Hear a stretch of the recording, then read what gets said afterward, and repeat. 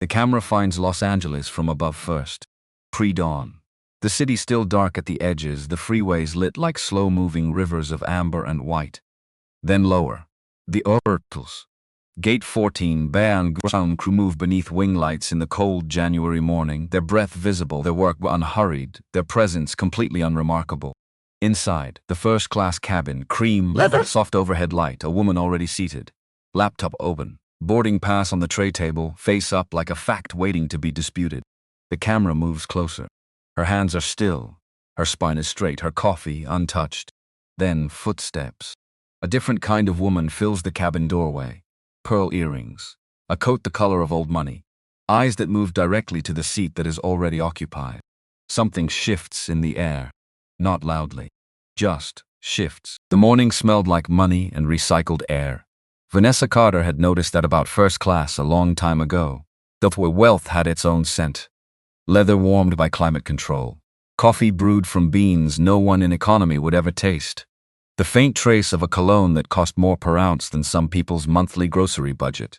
She'd grown used to it over 7 years of Apex Air Platinum membership. Used to it the way you get used to anything that once felt impossible and then quietly becomes your life.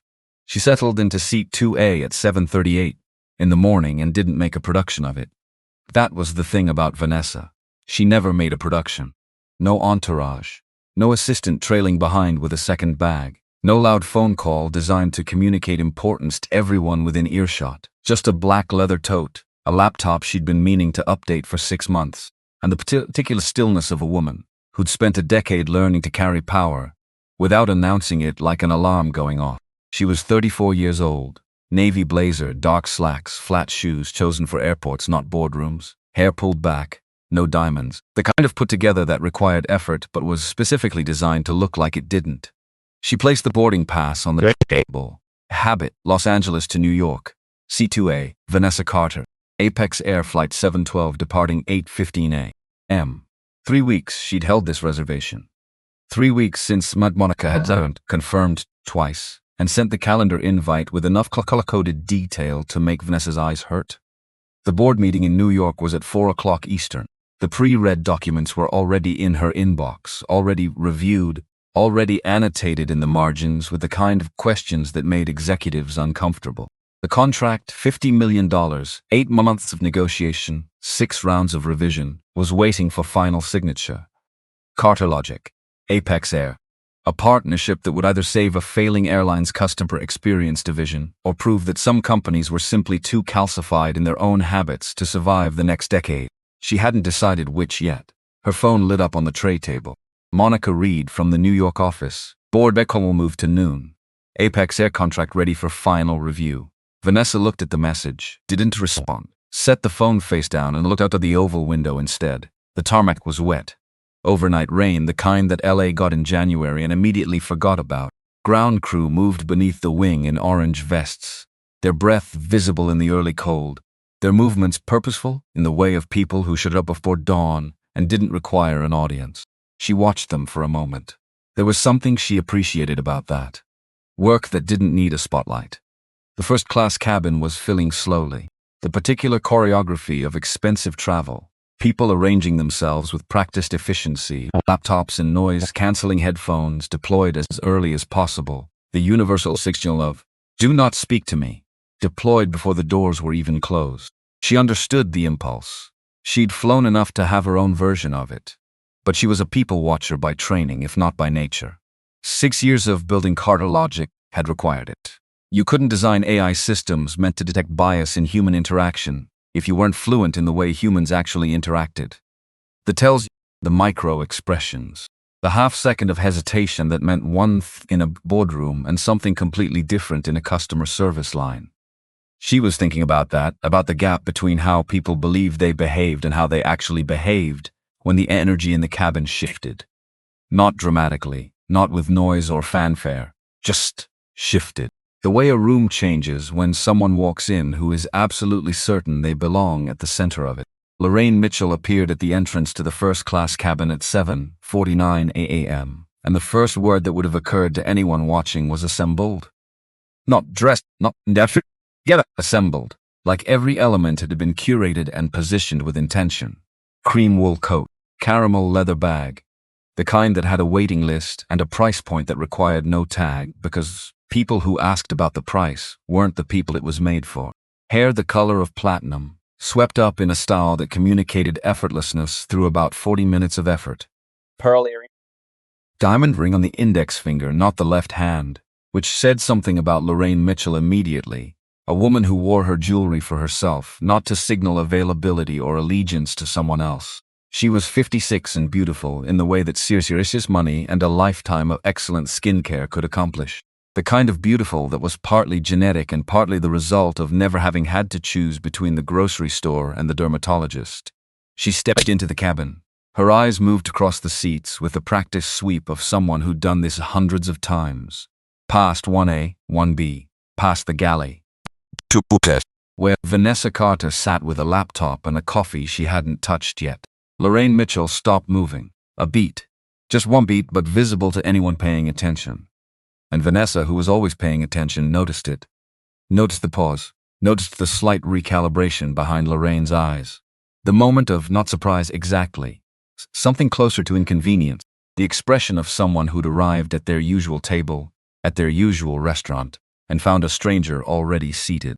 Laura Clark appeared from the galley before Lorraine could do anything with that expression.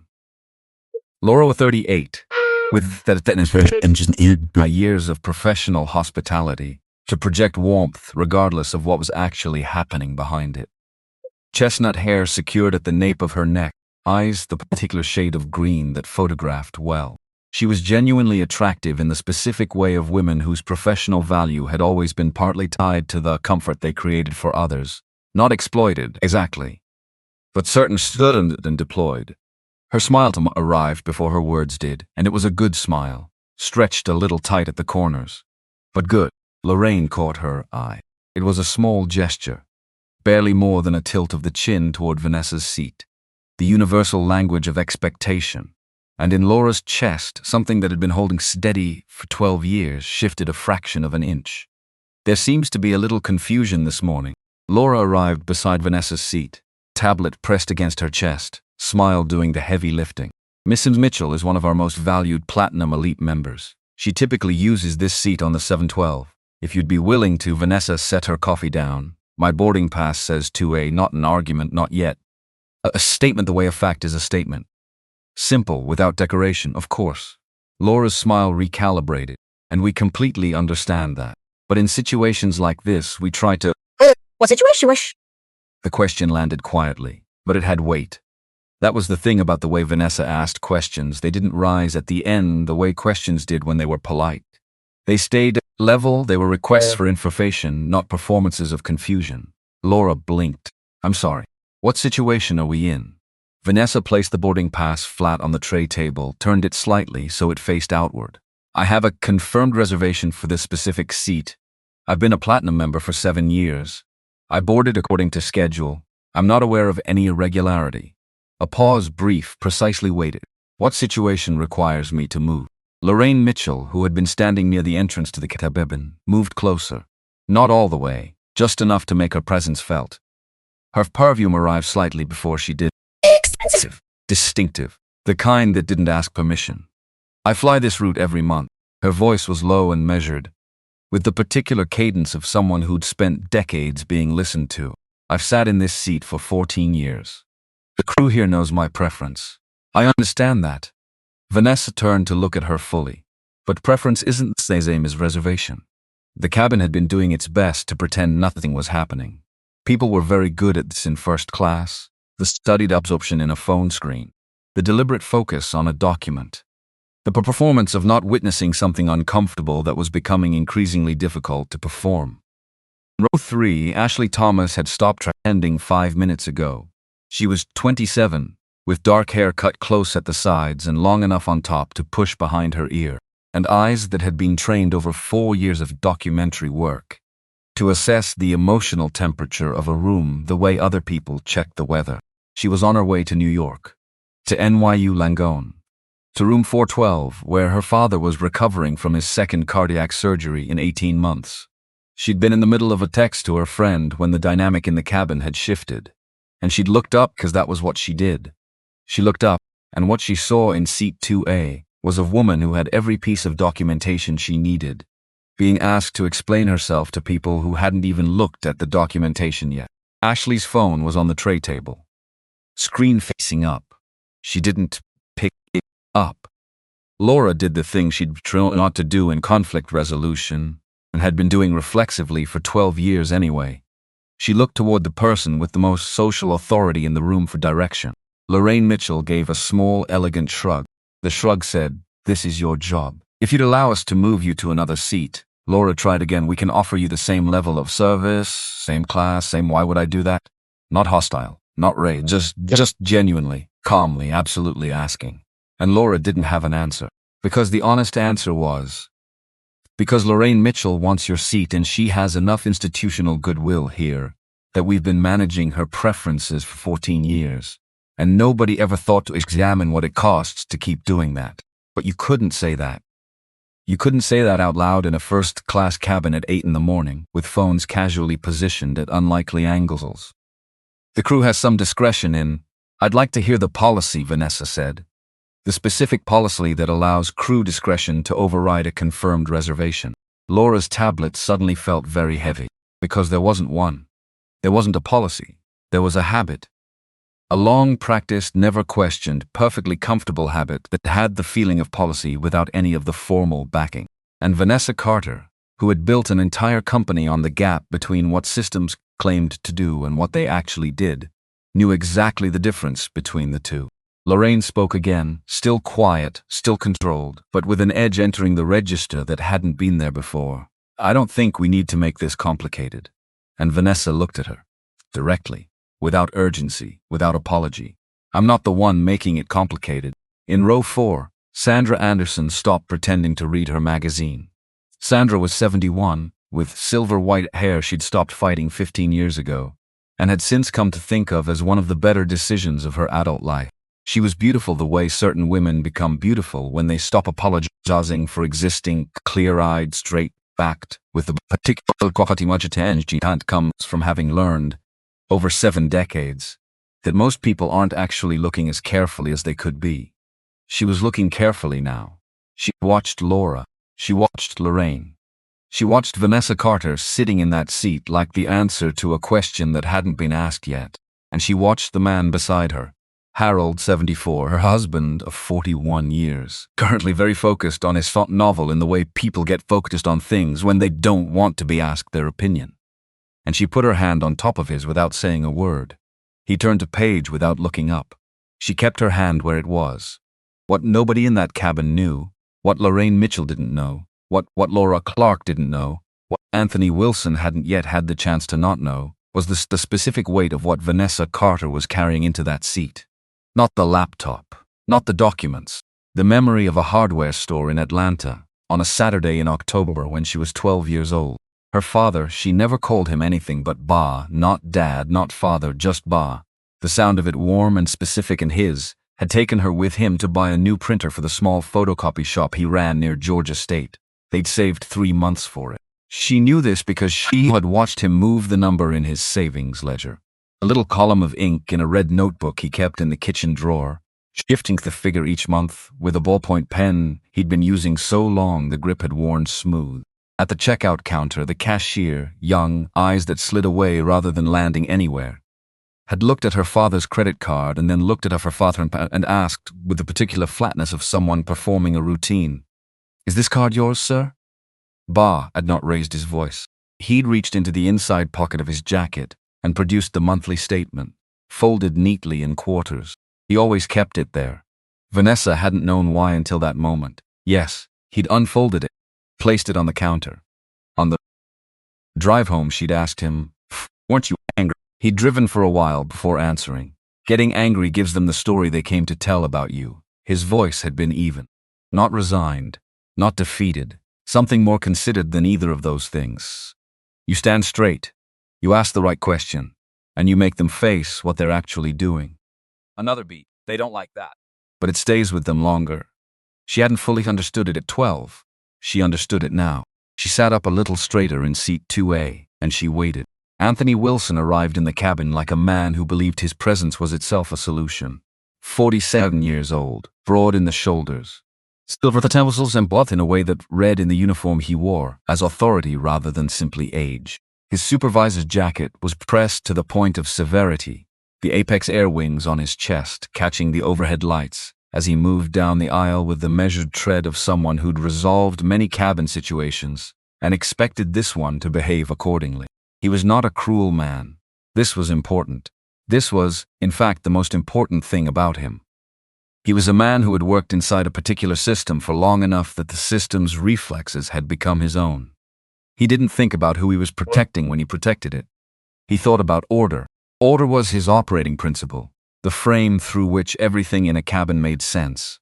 And right now, the disorder was a woman in seat Toa who wouldn't move.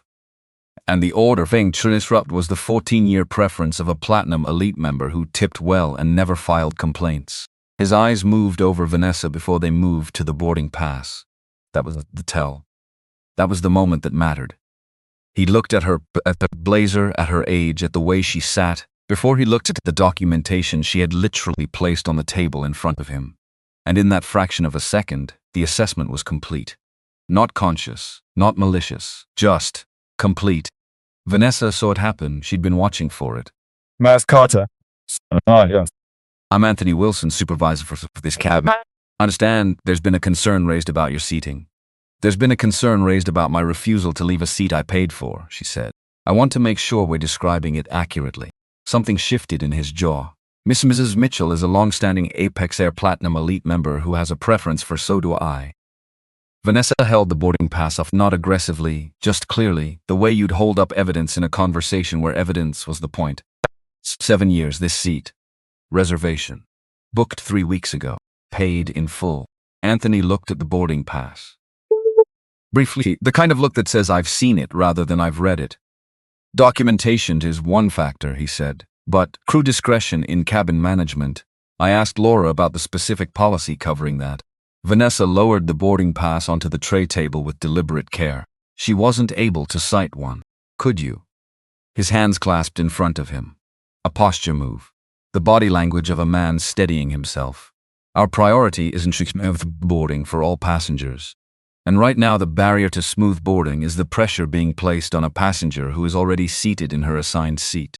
In row 3, Ashley Thomas's hand moved to her phone. She picked it up, set it on the tray table edge, face tilted up at an angle that could have been accidental. Her thumb moved to the screen. She pressed record. The decision happened faster than she expected. Faster than thought, almost the way some decisions do, the ones that come from somewhere deeper than deliberation. Her father's voice in her head. The moment you look away from something wrong because it's easier, you've made a choice. You just don't have to live with it feeling like a choice. She kept her eyes forward, watched the exchange without appearing to watch. The phone's front light indicator caught no one's attention. The cabin was absorbed in its own management of not seeing. I'll need to escalate this, Anthony Wilson said. Not a concession. Not an admission. The particular bureaucratic phrasing of a man who'd run out of the tools available to him at his level and was reaching for a larger one. Lorraine Mitchell, who had been standing near the forward galley with the air of a woman waiting for a restaurant table to be cleared, allowed herself a small, satisfied adjustment of posture. Laura Clark looked at the floor.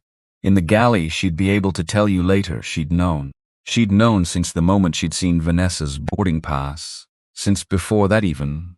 Since the moment she'd seen Lorraine's face and felt the old automatic pull of 12 years of calibration toward whoever in the room carried the most weight. She'd known and she'd done it anyway, and the tray table where her hands now rested felt very cold. Her right jacket pocket felt colder. She hadn't counted it. She didn't need to. 3 bills, folded in quarters, pressed into her hand in the practiced way of a woman who'd done this kind of thing before. The kind of woman for whom smoothing inconveniences with cash was another form of service procurement, clean and transactional, nothing to examine too closely. Laura had told herself it wasn't a bribe. She was very good at telling herself things.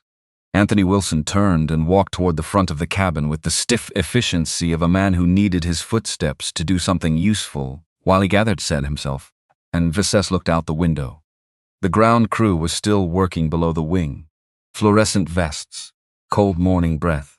the particular dignity of people doing physical labor before most of the city had opened its eyes. She watched them and thought about what she'd said to her team last year during a particularly brutal stretch of contract negotiation. When everyone was tired and the other side had started playing slow role games. The work is the answer. Keep doing the work. She thought about the board meeting at 4 o'clock.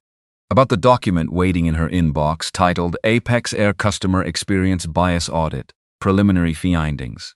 About the 6 months she'd spent studying this company's systems, not because she was required to, not because the contract demanded it, but because she didn't sign anything she didn't understand from the inside out. She thought about what she'd found in those 6 months. And she thought about the fact that she was currently living, in real time, in a perfect specimen of the exact problem Carter Logic was being paid $50 million to fix. The irony was almost too clean to be useful. Almost. Her phone lit up. Monica Reed again. Apex board is asking if you're confirmed for noon. She turned it face down. Not yet. Captain Donald Thomas stepped out of the cockpit at 78. With the particular economy of Amran flung Merschweintra for 30 years and learned to conserve everything, motion, language, emotional expenditure, because at altitude, waste of any kind was a liability.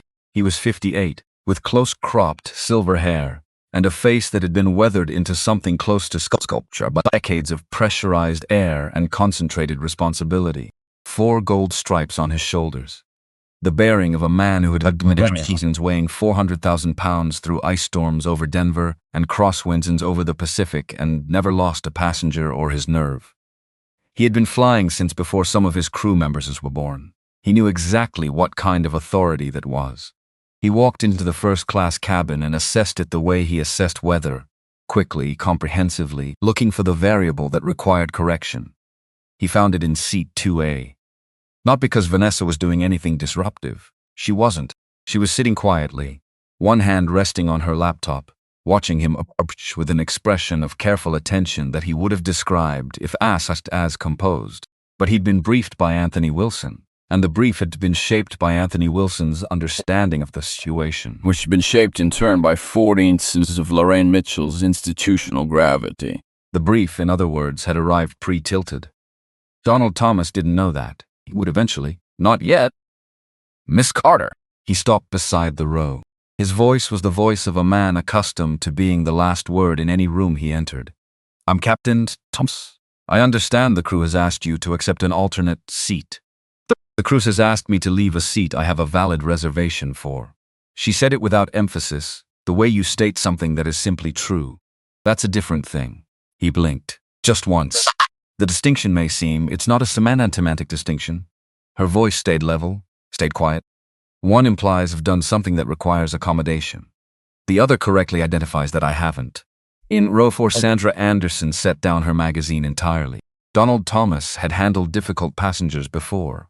He had a mental taxonomy that he'd built across 3 decades. The drunk businessman, the anxious flyer who needed managing, the escalating couple, the nervous parent with a screaming infant who just needed someone calm to talk them down. He was good at all of them. He had the tools for all of them. What he didn't have, what nothing in 30 years of flying had specifically built in him, was a tool for a woman who was simply, entirely, unmovably right. And using the tools he had on a person who didn't fit any of the categories felt wrong in a way he registered physically.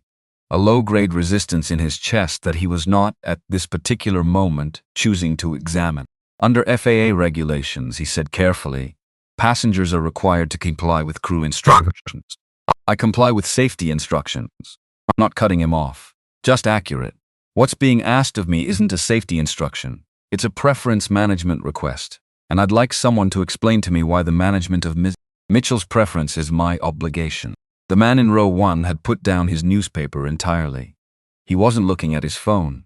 He was looking at the exchange in front of him with the expression of a person each or something they will remember for a long time. At the entrance to the galley, Laura Clark's hand moved to her jacket pocket and then away again. A motion so small only someone watching very carefully would catch it. In row 3, the phone on Ashley Thomas's tray table caught it. She'd angled it that direction by instinct, the same instinct that had made her press record in the first place. The documentary editor's sixth sense for where the story was actually living. Miss Carter. Donald Thomas straightened. He had to. He was running out of the particular currency that made this situation manageable, and the only thing left was the full weight of institutional authority, deployed clearly enough that it would produce compliance. I want to ask you more time. There is a seat available in this cabin that offers you identical service. Please allow us to. No. One syllable. Clean as a line drawn. I have a boarding pass for this seat. I'm in this seat. I've done nothing wrong. A pause that had the weight of everything that had been said in the last 20 minutes compressed into it. If you're going to remove me from this aircraft, I'd like you to tell me, on the record, the specific grounds. Donald Thomas looked at her, and in the space of a moment that lasted much longer than a moment, something happened behind his eyes. A flash of something, recognition maybe, or the very beginning of doubt, that came and went so fast that the people watching him from nearby rows couldn't have said for certain that they'd seen it. But they thought they had. He turned to the galley. His voice when he spoke to Anthony Wilson was low enough that the cabin caught texture without words. But the eyes at case were, call airport security. Laura Clark's head came up fast. Her mouth opened. It didn't close for a moment, and in that moment, the man in row 1 folded his newspaper. Sandra Anderson's hand found Harold's arm. 3 phones shifted almost imperceptibly in 3 different laps. Ashley Thomas exhaled through her nose slowly and didn't take her eyes off the front of the cabin. I'm being asked to do what? Ashley heard herself say, not out loud, the words only in her head, running under everything else like a current. This is actually happening. Right here, in front of everyone, and one was stopping it. Yet, the 2 security officers arrived at a particular energy of people who had received half a story and were operating on it.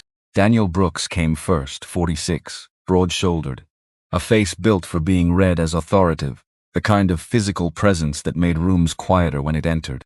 He was followed by Stephanie Harris, 31, her dark hair pulled back under her uniform cap, eyes that moved across in the specific someone who had learned very early that careful watching was a form of protection. They were both black. This was not a small thing in that cabin at that moment, though it would take some of the people in those seats longer than others to understand why. Stephanie noticed it before they'd taken 3 steps into the first-class aisle. The woman in seat 2A, the boarding pass on the tray table, the platinum card beside it, the crew standing around her like the walls of something Stephanie couldn't name yet, but recognized in her body before her brain had words for it. Daniel received the brief from Anthony Wilson in 6 words. Passenger refusing crew seating instruction. He filed it. He moved forward. He was professional in exactly the way he'd been trained to be professional, which meant operating on the information he'd been given us until new information required a revision. But Stephanie had already started revising. She looked at the boarding pass. She read it. Vanessa Carter, seat 2A. The expiration date on the platinum card, still valid. The way Vanessa sat, not cowed, not defiant, just present. The quality of stillness that Stephanie associated with people who had been in situations like this before and had learned not to give the situation anything it could use against them. Her radio sat in her hand, heavy. Ma'am, Daniel said. He said it the way professionals say things, neutrally, without heat, the tone that means, this is a procedure, not a judgment. We've been asked to escort you off the aircraft. Vanessa looked at him, not through him, at him. Then she picked up her phone. The screen came alive. Camera function open. Laura Clark's face went from professionally neutral to something it had never been trained to perform, which was terrified in the specific way of a person who has just realized that the thing they did in a moment of expedience is going to outlast that moment by a very long time. Anthony Wilson moved a step forward. She can't. The FAA does not prohibit passengers from recording interactions in public spaces. Vanessa held the phone steady. Her hand didn't shake. This is a public space. She looked directly into her own camera. My name is Vanessa Carter. I am currently in seat 2A on Apex Air Flight 712, Los Angeles to New York. This seat was reserved 3 weeks ago. I have presented a valid boarding pass and a 7-year Apex Air Platinum membership. I have not raised my voice.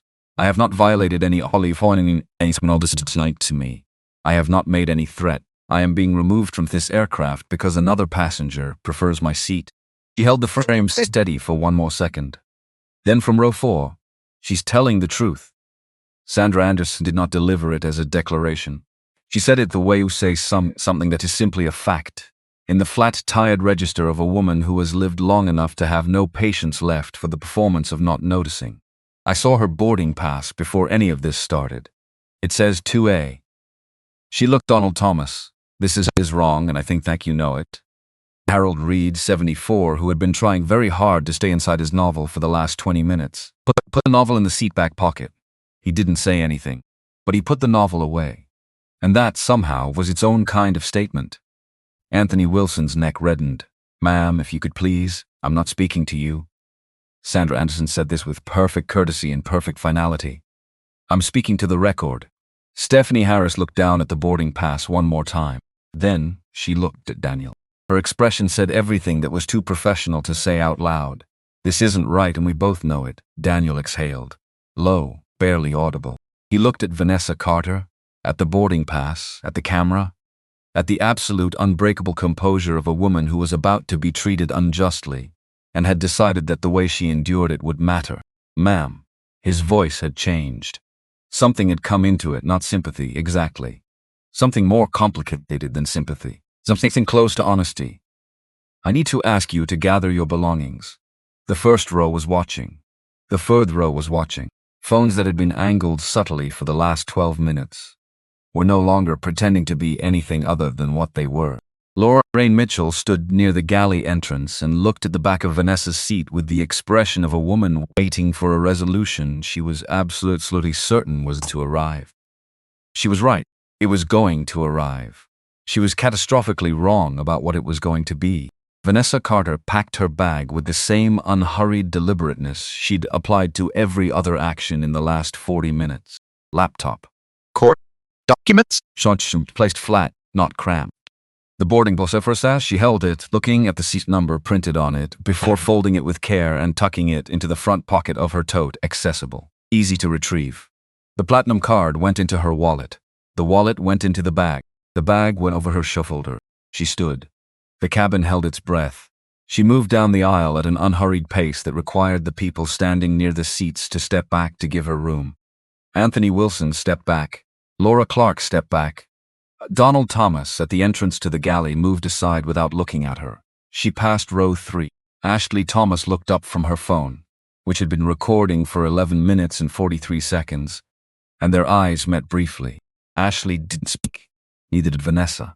But something passed between them that didn't need words and wouldn't have been improved by them. She reached row 4. She stopped there. Sandra Anderson looked up at her. 71 years old, clear blue eyes. The particular steadiness of a woman who had decided long ago that her comfort was not worth more than her conscience. Vanessa looked at her for a moment. "Thank you," she said quietly. Sandra Anderson gave her a single slow nod. The kind of nod that took 40 years of having done the harder thing when the easier thing was available. Then Vanessa Carter moved past her, past Harold, who met her eyes briefly and then looked down. Something working through his face that he would have a long time to sit with. Past the rest of the cabin, which had stopped performing, not watching entirely by now. She walked between Daniel Brooks and Stephanie Harris toward the open cabin door. She didn't look back. Behind her, the seat, her seat, waited empty for the 3 seconds it took Lorraine Mitchell to move toward it with the unhurried satisfaction of someone what claim she believed was hers by some right older and more fundamental than anything printed on a boarding pass. She arranged herself, adjusted the armrest, called for champagne. In row 3, Sandra Thomas looked at her phone. 11 minutes, 48 seconds, multiple angles. The cash entering Laura's jacket pocket at 4. 23 of the recording, clean and unmistakable. The faces, the words. Every step of what had just happened, documented with a precision that would have made even the most careful documentary editor say, "That's enough." She saved the raw footage first. Cloud backup second. Then she opened the share screen and stared at the caption field for a long time. Her father's voice again. "The moment you look away from something wrong because it's easier, you've made a choice. You just don't have to live with it feeling like a choice." She thought about room 412 at NYU Langone, about the monitor tracking her father's heart. The fact that she was on this flight to sit with him while he recovered because the last time she'd waited to make a trip, she'd missed something irreplaceable. You didn't get to undo the moments you looked away. She typed the caption. Simple. 6 words and a question. Apex Air. Valid ticket. Black woman removed. Explain. She tagged 3 accounts, pressed the button. The video went live at 8:14 a.m., 60 seconds before the aircraft was scheduled to push back from the gate. The cabin door sealed. The engines cycled up. Lorraine Mitchell raised her champagne glass, and the hand holding it was not, if you were watching carefully, entirely steady. And in the jet bridge outside, footsteps receding toward the terminal. Vanessa Carter's phone screen lit up with another message from Monica Reed. She didn't look at it. She was thinking about what her father had said. You make them face what they're actually doing? She was thinking about 4 o'clock, about $50 million, about the board members who would be on that screen this afternoon, and the specific expression that would come over their faces when they understood what they'd allowed to happen to their largest potential technology partner, in public, on camera, while they were running out of quarters to fix their failing customer service systems. The jet bridge was cold, fluorescent. It hummed. She walked through it toward the terminal, and her back was straight, and her hands were steady. And the only thing she allowed herself that she wouldn't have allowed in that cabin was one slow breath in and one slow breath out, through her nose, with her eyes closed for just a step or two. Then she opened them, and kept walking. The jet bridge deposited her into Terminal 4 like something the aircraft had decided it didn't need. Vanessa walked through it without looking back. The door sealed behind her with a hydraulic exhale that sounded in the silence of 8 in the morning, punctuation. Final. Emphatic. The kind of sound that means a chapter has closed whether you finished reading it or not. Gate 14B opened up around her. The terminal was doing what terminals always did, continuing. Indifferent. A family with a double stroller negotiated turns near the water fountain. A businessman in a headset moving at the specific velocity of someone who believed his urgency was different from other people's urgency. The departure board cycling through gate changes for flights that had nothing to do with what had just happened 60 feet behind her. She found a seat near the Apex Air Service desk. Not in front of it. Beside it, angled slightly away, with a clear line of sight to the corridor and her back against a structural column. Years of investor meetings in unfamiliar rooms had trained her to find the geometry of any space within the first 30 seconds. Know where the exits are. Know what you can see. Know who can see you. She sat down, set her bag on the floor, opened her laptop. Her hands were steady. She checked, because she always studied ours with steady hands with the outward thing, and then the inward thing was more complicated. And she had learned over time to make sure the two were at least presenting consistently. Steady. Good. She began to type. The email to Monica Reed and Raymond Harris took 4 minutes to compose and consumed approximately 6 months in a strategic thinking about what Carter Logic's relationship with Apex Air actually was, what Carter could be, and what the last 40 minutes had just turned it into. She chose every word with the same attention she applied to contract language. Not because she was performing calmness, because precision was how she thought when the stakes were high enough that imprecision could be the thing that undid everything. Preserve all Apex Air contract materials. Prepare shareholder documentation. Do not contact Apex Air Communications. Do not respond to press inquiries. Let them move first. She hit send, then she called Monica. Monica Reed answered on one ring, which was standard for Monica, who operated at a pace that Vanessa had once described to her board as the baseline and against which I measure urgency. 29 years old. Organized in the way of someone who'd grown up with very little margin for disorganization and had transformed that early necessity into something close to art. Her voice on the phone had the particular quality of attention that meant she'd already been thinking about this before the call connected. I saw that. The question sat there for a moment. Vanessa looked out through the terminal's floor-to-ceiling windows. The tarmac, an Apex airplane taxiing out. Might have been 712. Might have been something else. She couldn't tell from this angle. Orange vests. Blue sky coming in over the San Gabriel Mountains. I'm functional, she said. Get Raymond on a 3-way. He's already trying to reach you. I know. 3-way. The line clicked, and Raymond Harris's voice arrived with the kind of weight that came from 20 years of prosecutorial work followed by a decade building one of the more serious aviation law practices in the country. 52 years old.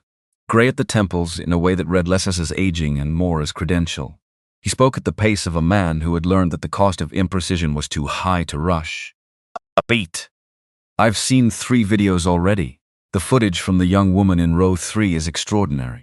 Clear audio, clear visual. The cash exchange at 4 minutes 23 seconds is unambiguous. She hadn't known there were multiple videos. She filed that. What's our exposure? None.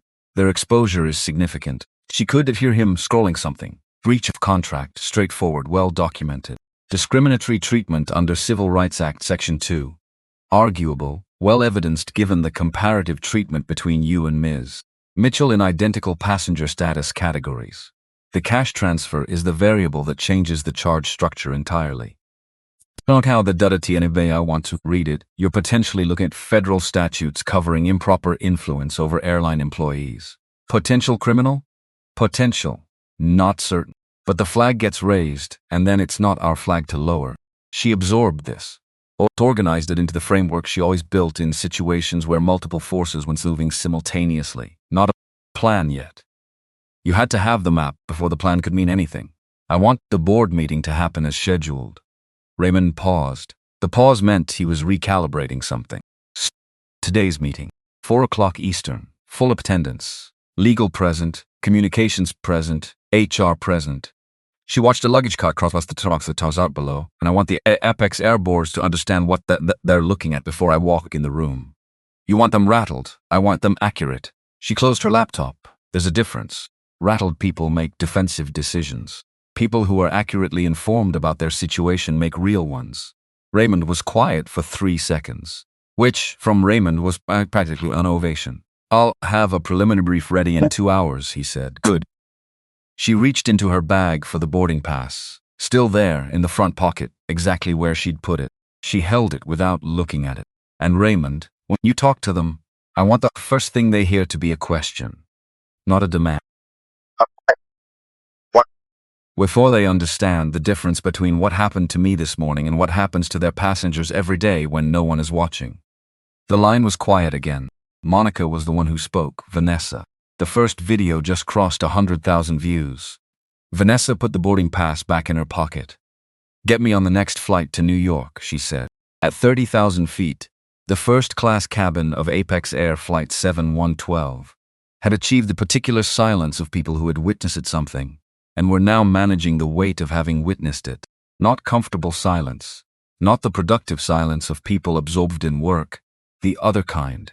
The kind that happens when something has occurred, the social contract of shared space doesn't have a protocol for, and everyone is waiting for someone else to decide what comes next. Lorraine Mitchell had her iPad open. The champagne she'd requested was at her right hand, barely touched. She was reading or performing reading, her eyes tracking across the screen with a consistency that suggested she was processing something other than whatever was on it. Her phone's face down on the tray table. Laura Clark moved through the cabin with a water service, her smile back in place, functional if not convincing. She was very good at the mechanics of the job, even when the rest of her was somewhere else entirely. Her hands didn't shake. Her voice, when she spoke to passengers, carried the appropriate warmth. She was, in the technical sense, performing perfectly, and in every other sense, she was vinfall. The pocket of her jacket felt like it was broadcasting, like there was a frequency coming off those 3 folded bills that everyone in the cabin could pick up if they were tuned to the right station. She knew this was irrational. She knew the money was inert. Paper didn't transmit guilt. Except it did. In her experience, it absolutely did. She reached a Kvalji at the front of the cabin and set the empty water pitcher down with slightly more force than she intended. The sound was small. No one looked up. But Anthony Wilson, who was standing near the forward bulkhead reviewing something on his tablet, did look up. His eyes asked the question. Her eyes answered it. He crossed to her in 3 steps, close enough to keep his voice inside the galley. Oh, she kept her voice low. Oh, below the engine noise. The girl in row 3. She's been recording almost since the beginning. Anthony's expression didn't change. That was the thing about Anthony Wilson. He'd spent enough years managing cabin situations that his face had learned to hold steady as a matter of professional reflex, even when the information coming in was the kind that warranted a different response. He processed it, filed it, then said, "People film things. It never amounts to the cash." Laura's voice went lower. "Anthony, she has the cash on the camera." The cabin continued around them. Someone in 1B requested a blanket. The engine hum shifted a quarter tone as the aircraft adjusted altitude. Anthony Wilson looked at her for a long moment. Then he looked past her, toward the rows of passengers beyond the galley curtain. toward the woman in 2A who had been in 2A for 14 years and was now sitting there with champagne and the satisfied posture of someone who believed the worst was behind her. He didn't say anything for a beat that lasted longer than any beat in a first-class galley should. Then, "What cash?" Laura stared at him. The words hit her somewhere between the sternum and the stomach, in the specific location where things land when they're both anticipated and worse than anticipated. She'd known what he would say, had known it on some level since before she walked into the galley. Anthony Wilson had not seen what he'd seen, as far as Anthony Wilson concerned. That was how this worked. That was how it had always worked. In this cabin and the other cabin and the 12 years of cabins before this one, where things man back and that nobody is because nobody was positioned to see them in a way that required them to act on what they saw. She pulled her hand away from her jacket pocket. She didn't say anything, and Anthony Wilson turned back to his tablet, and the galley curtain moved slightly in the recycled air. And somewhere over Arizona, the aircraft continued its steady bearing toward New York. 47 minutes after Ashley Thomas pressed upload, the video crossed 1 million views. She watched it happen from seat 3B, which felt both surreal and oddly logical. The way things sometimes do when you've been too close to an event to understand its scale while it's happening, and then reality arrives to provide context you were not emotionally prepared for. She'd expected attention. She'd hoped for it, had made the deliberate calculation that this deserved to be seen. But 1 million views in under an hour was as if a category of attention than she'd modeled. Her phone had stopped counting individual notifications and had moved to aggregate alerts. 100 new comments, 200 new shares. A journalist she'd never heard of at a news organization she definitely had heard of had sent a DM. "Hi Ashley, I'm working on a story about the Apex Air incident. Would you be willing to speak on record?" She put the phone face down on the tray table and stared at the headrest of the seat in front of her. Out. Her father's surgery had gone well. That was the thing she needed to keep at the center. She was on this flight because his surgery had gone well, and he was in room 412 recovering, and she was going to sit with him the way she'd sat with him after the first surgery 18 months ago, when she'd flown standby on 40 minutes notice and hadn't been able to get into first class and hadn't cared in the slightest, because caring about where you sat on an airplane when your father's heart had just been repaired from the outside seemed like a failure of proportion. She thought about that now. About proportion.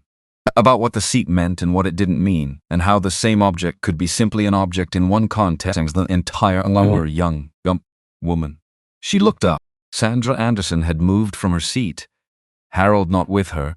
Harold still engaged in the studied absorption of his book, which Sandra had clearly decided was his right and also his problem, and was standing in the aisle with the particular uprightness of someone who had decided to do a thing and was doing it.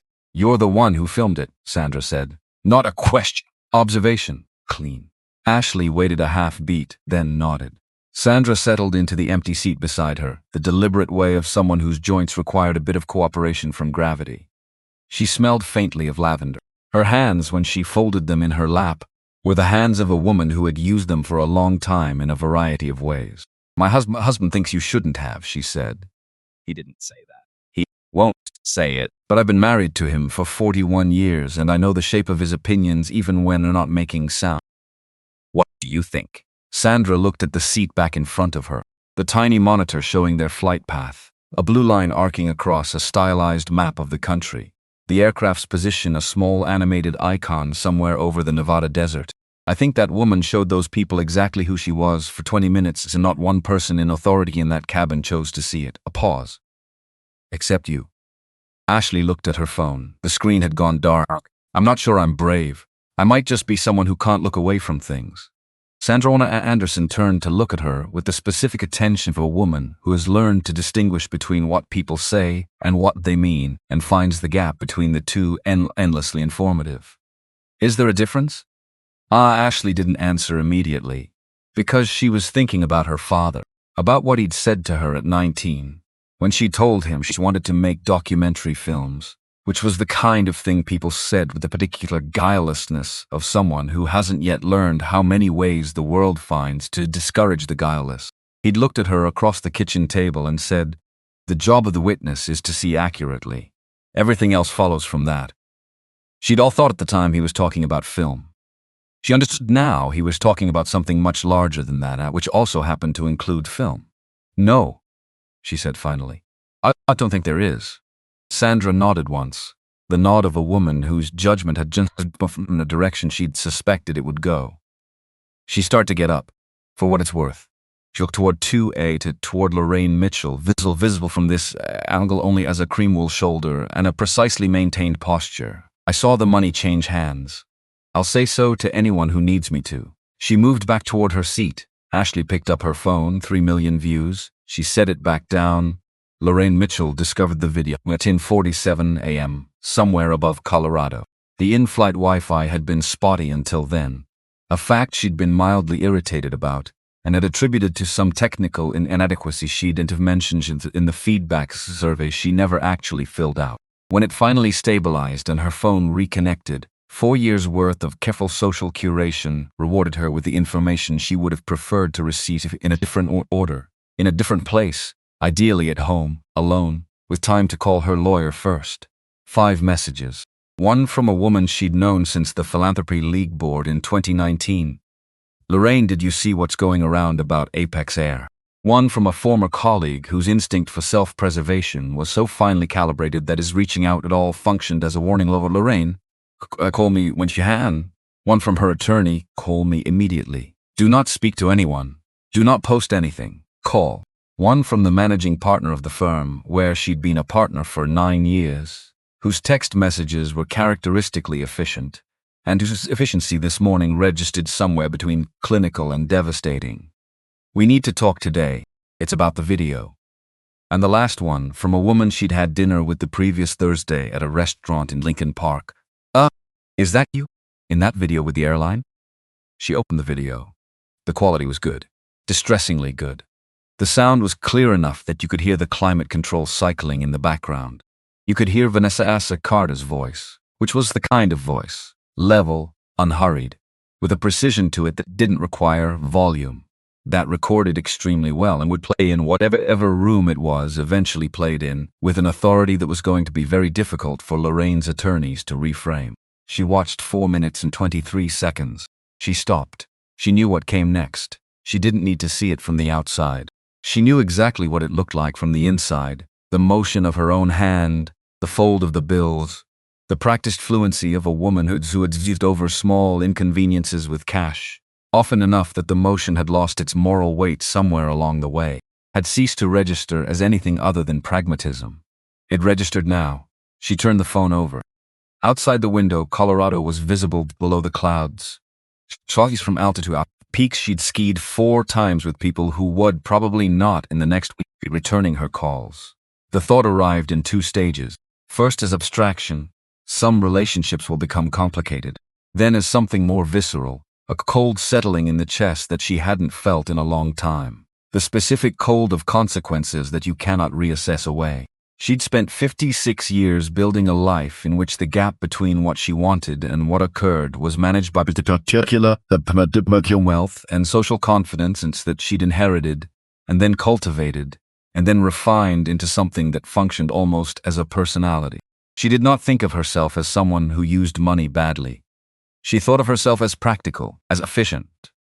Someone who understood that time was finite and friction was solvable, and the solutions to friction were available to people with the means to access them.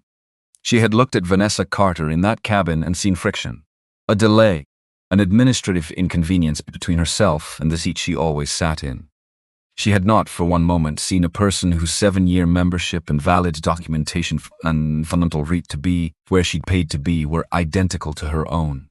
That understanding arrived now, at 30,000 feet, too late for anything it could have prevented. Just in time for everything it had to witness. She picked up her phone, called her attorney, got voicemail, left a message with the particular care for someone who has been told by attorneys many times what to leave in messages and what to save for conversations that aren't being automatically recorded by devices. Then she sat with the phone in her lap over Colorado and felt the ground starting to move under her before she'd even landed.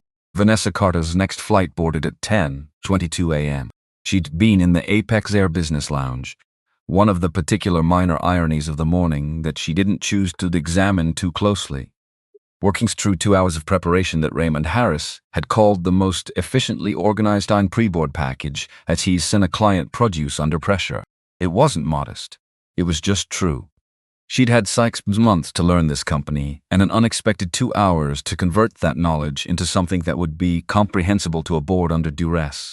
The document she built in that time organized the morning's events not as an emotional narrative, but as a systems failure, which it was precisely from beginning to end.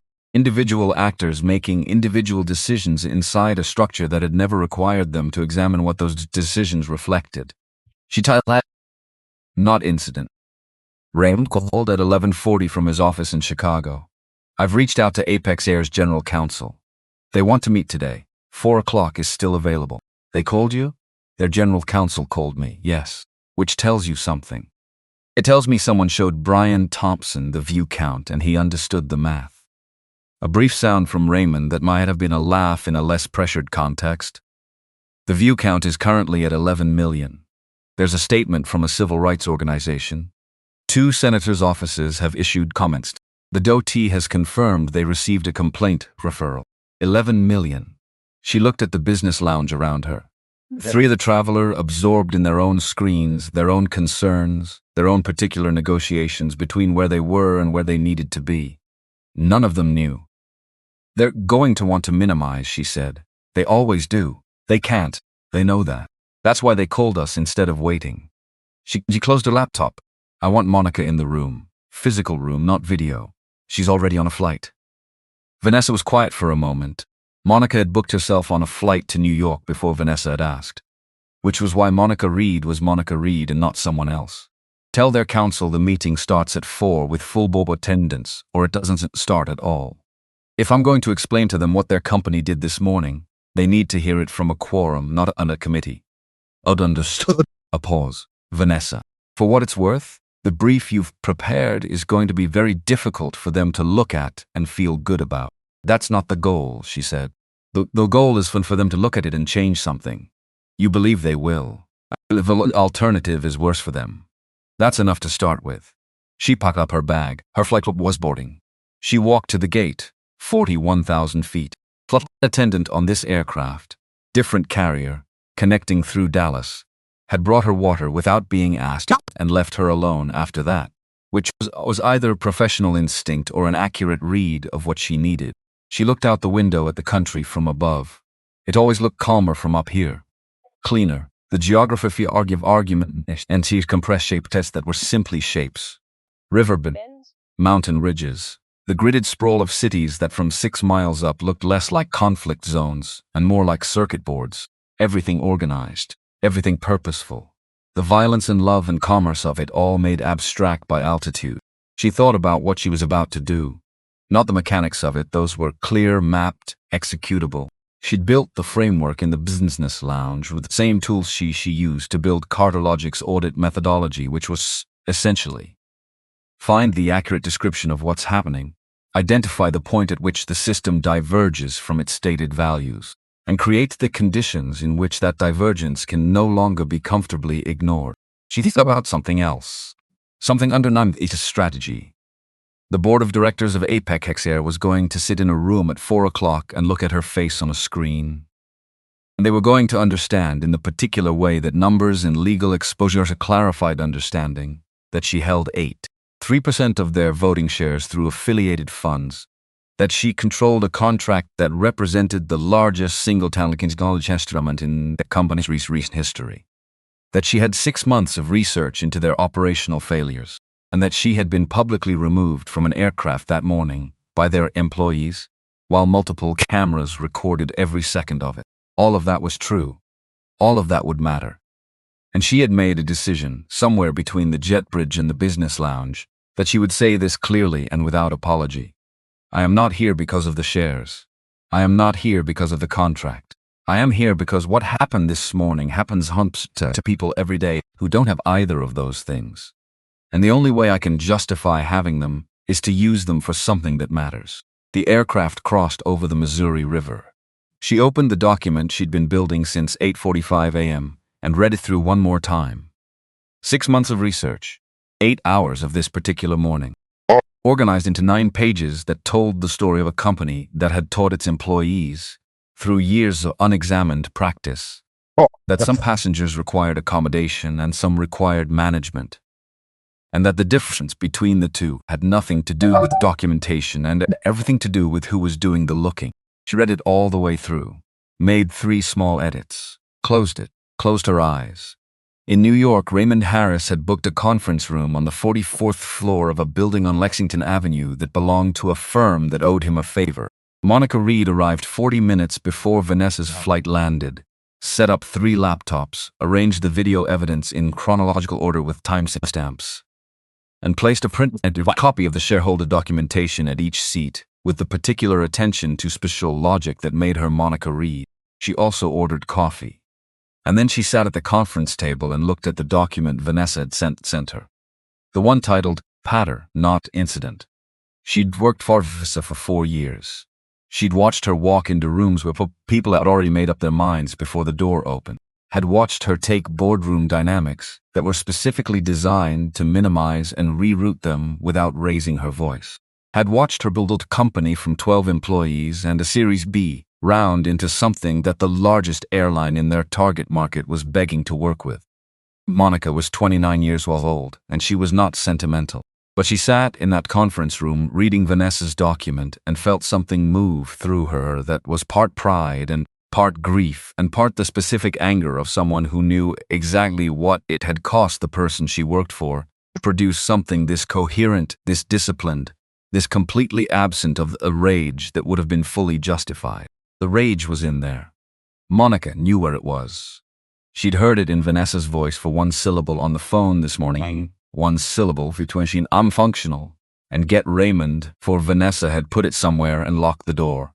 That was the thing nobody in that first-class cabin had understood. That was the thing the Apex Air board was about to have explained to them in terms they could not dismiss. The discipline wasn't the absence of feeling. It was a choice, made deliberately, under pressure, against the easier option. Every single time. Monica looked at her phone. The video was at 19 million views. A morning news segment had played it back-to-back with the statement from the Civil Rights Organization. 2 aviation industry publications had run analysis pieces. The Apex Air stock price had dropped 4% at opening and had not recovered. She refilled her coffee.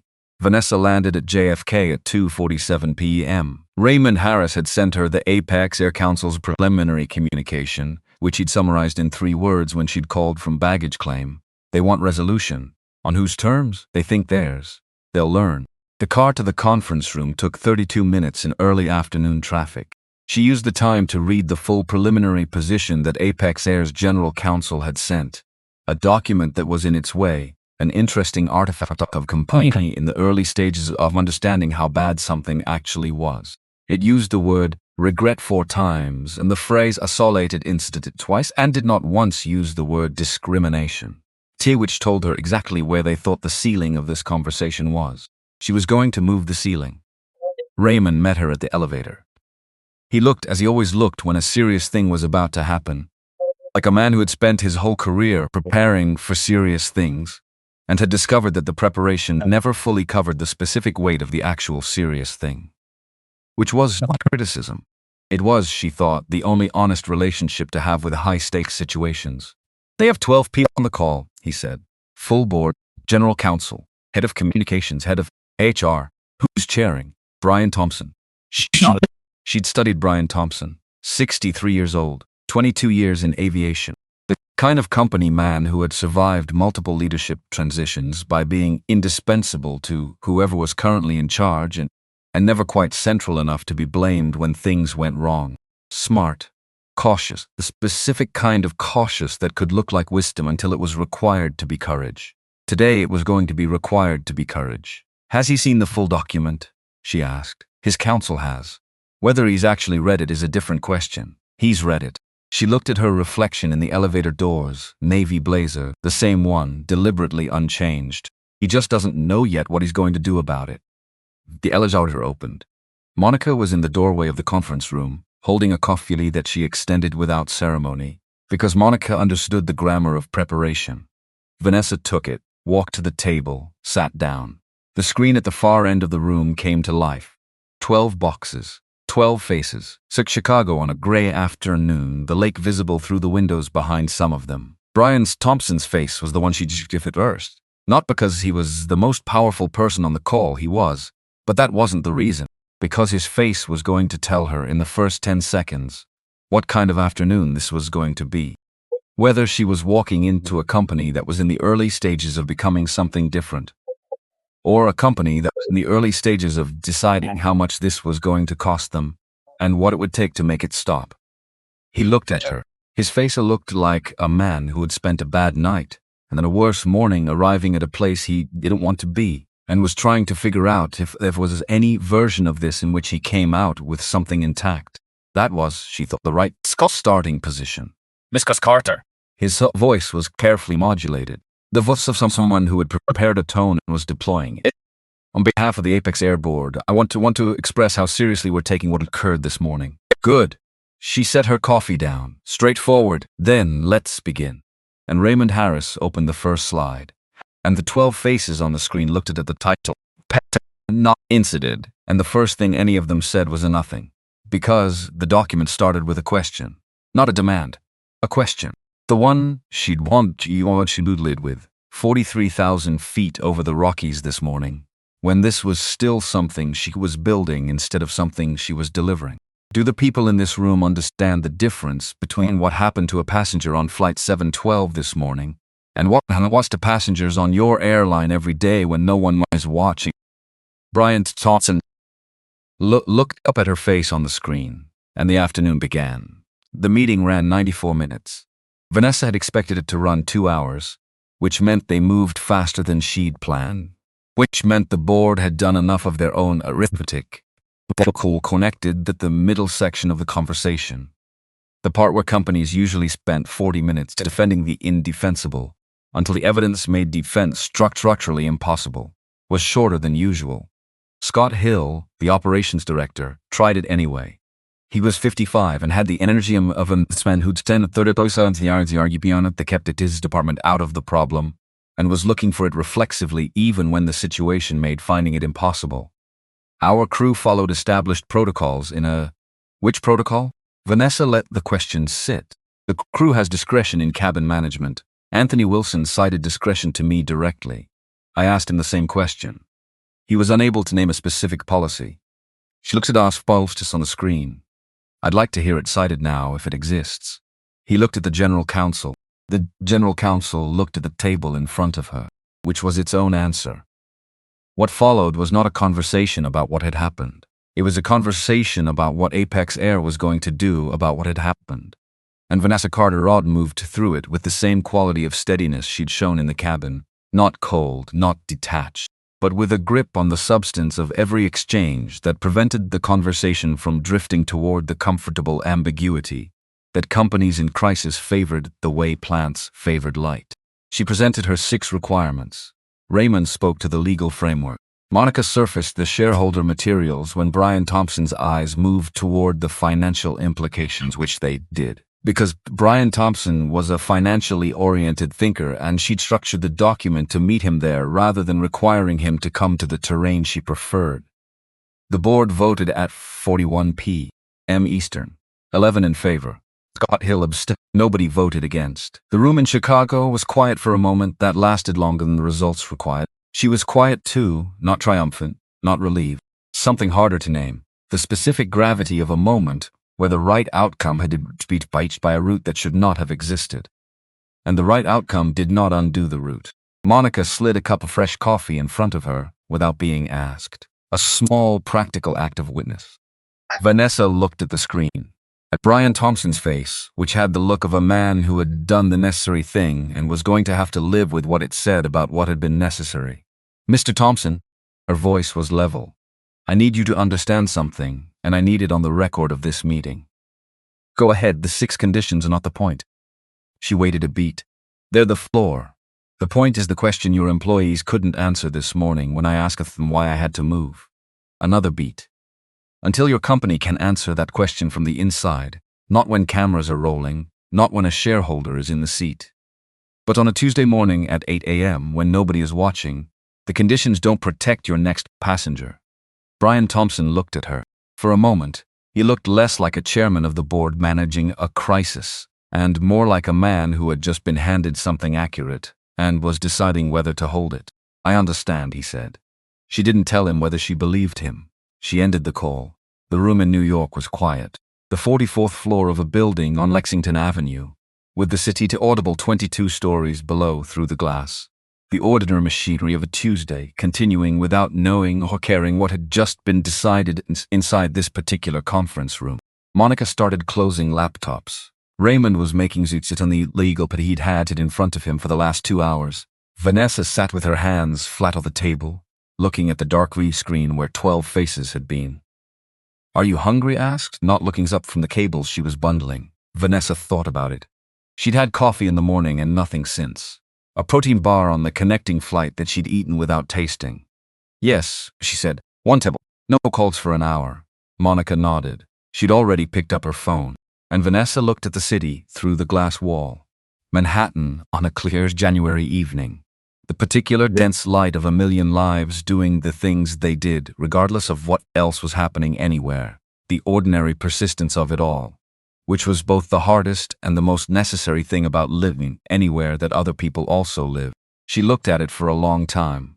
Then she picked up her bag, picked up her coffee, and walked toward the door with the particular step of someone who has done what needed doing and is not done yet, but is, for this hour, finished. The Tuesday after a Monday that broke something open tends to feel wrong in the body before the mind catches up. Vanessa woke at 5:47 a.m. in a hotel room on the east side of Manhattan, in the dark, with the specific alertness of someone whose nervous system had decided sleep was finished whether or not the rest of her agreed. The city outside the window was doing what New York did before 6 in the morning, not quiet, exactly, but running at a lower register, the way an engine sounds when it's idling rather than driving. She lay still for a moment. Ceiling, window, the thin orange line of streetlight at the curtain's edge. She'd slept 4 hours, not enough. Also was exactly what her body had allowed. She got up, made the hotel coffee, which was bad, and drank it anyway because the alternative was waiting for something better. And she had not spent 34 years building a life that required waiting for something better when something functional was available right now. She stood at the window with cup and looked at the street below. A delivery truck. A man and walking dog that was in particular hurry. 2 nurses in scrubs heading somewhere important at a pace that communicated they'd been doing this long enough to conserve energy for when they needed it. She'd missed the restaurant dinner. Monica had booked it. She'd intended to go. But somewhere between the conference room and the elevator, she'd understood that she didn't have the reserves for a table, a menu, a room of people having conversations she'd need to partly track while pretending she wasn't tracking them. She'd gone back to the hotel instead.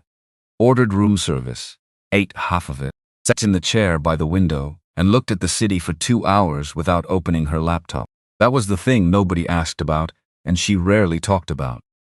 The cost of the composure? The specific tax that maintaining absolute stillness under pressure levied on the body afterward, when the pressure was no longer there to organize against, and the stillness had nowhere to go. She'd learned to budget for it the way other people budgeted for travel time. Build in the recovery.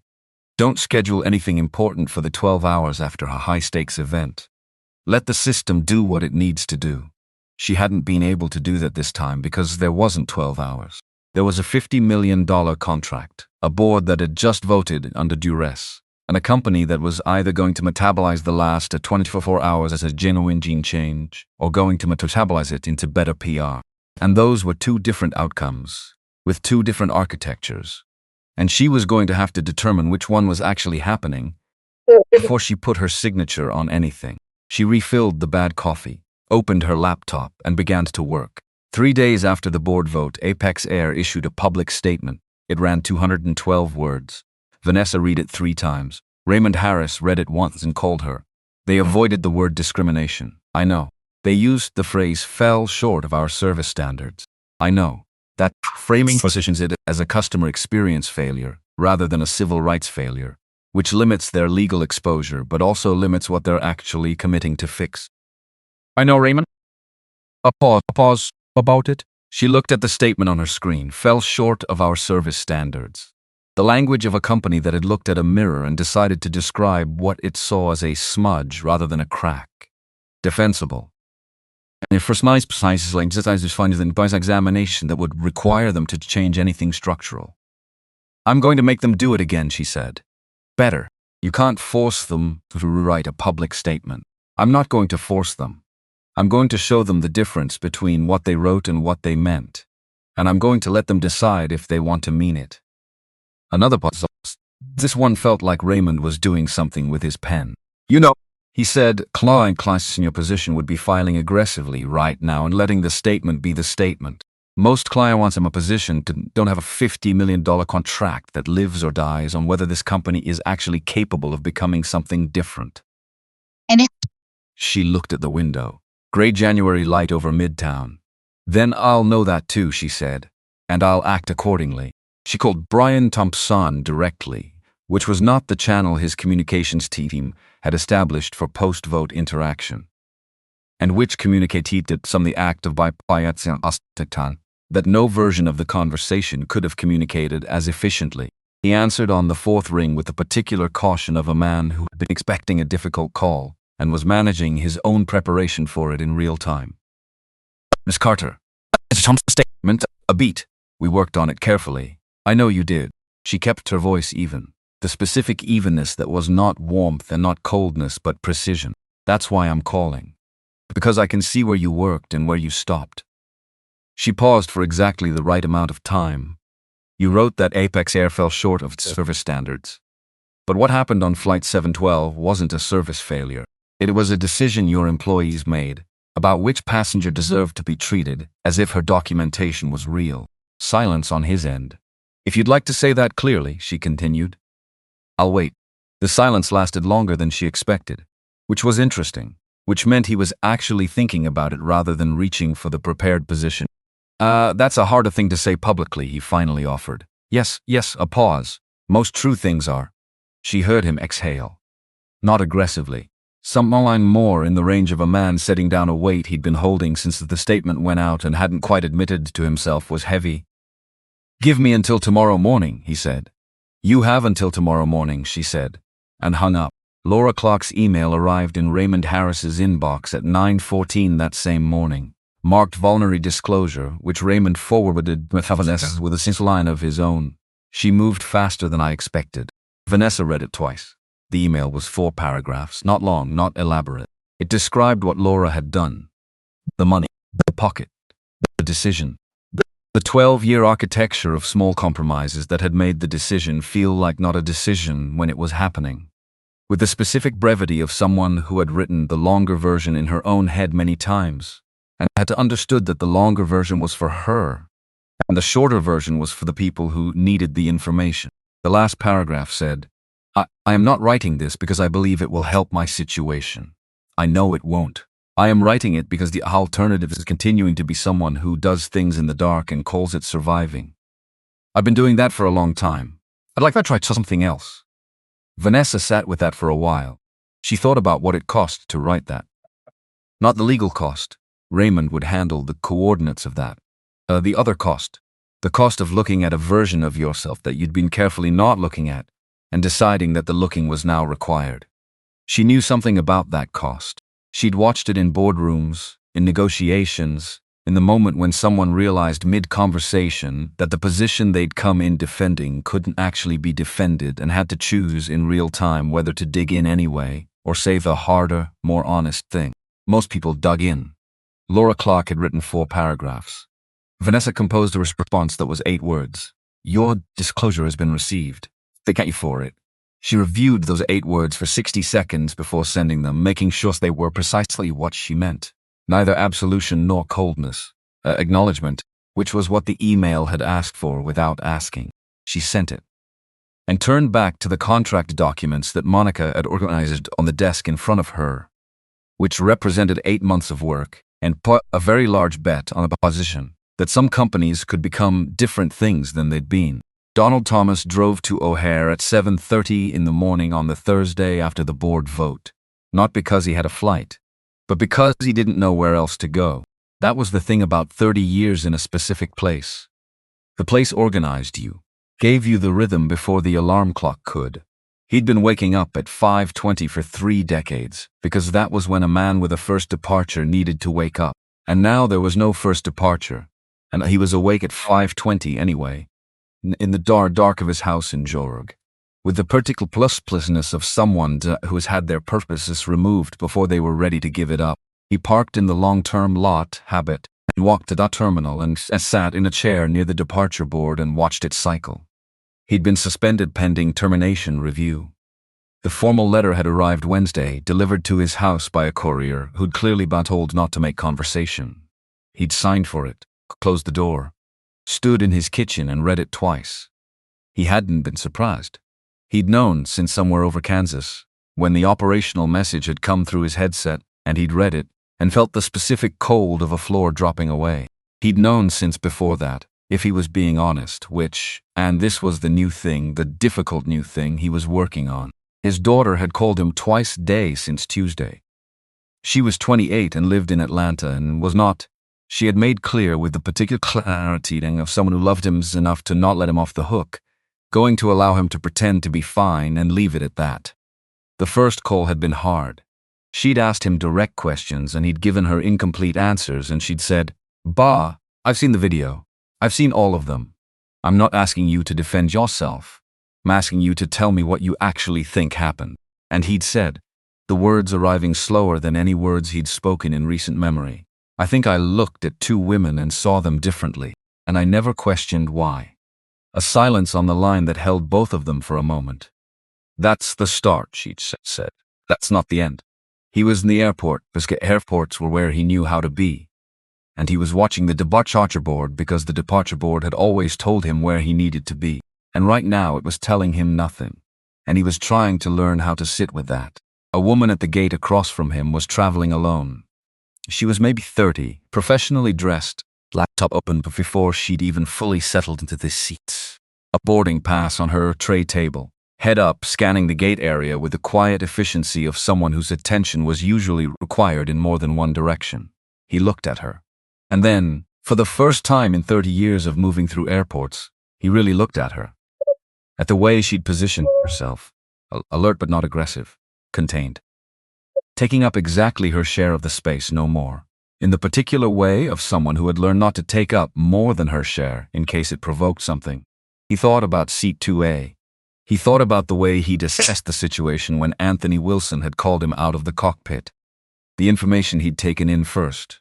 Not the documentation, not the policy question, but the quick survey of who was in which seat and what that meant in the framework he'd been operating inside for 30 years without ever having been asked to examine the framework. The woman at the gate glanced up from her laptop, noticed him looking. He looked away, but he kept thinking. There was a program. He'd read about it after the board vote, in the materials that Alexa Air's HR department had sent to crew members.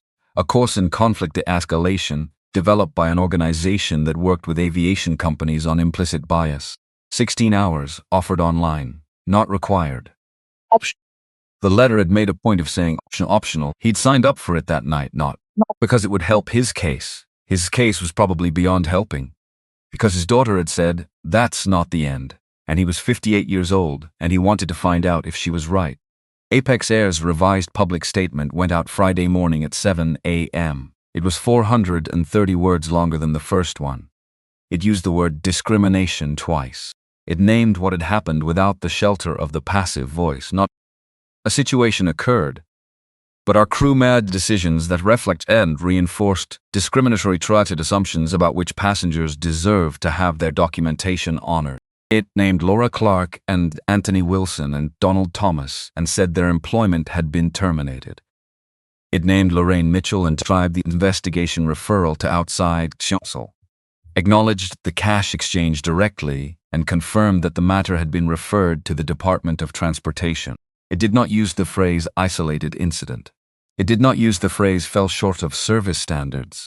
It said, we cannot describe this as a failure of procedure. It was a failure of the assumptions underneath the procedure. We are committed to addressing those assumptions at every level of how we operate. Vanessa read it at her desk in the Carter Logic New York office, Monica beside her, with coffee that was considerably better than the hotel version. and Raymond Harris on speaker reviewing his own copy in real time. Raymond said, "They wrote it.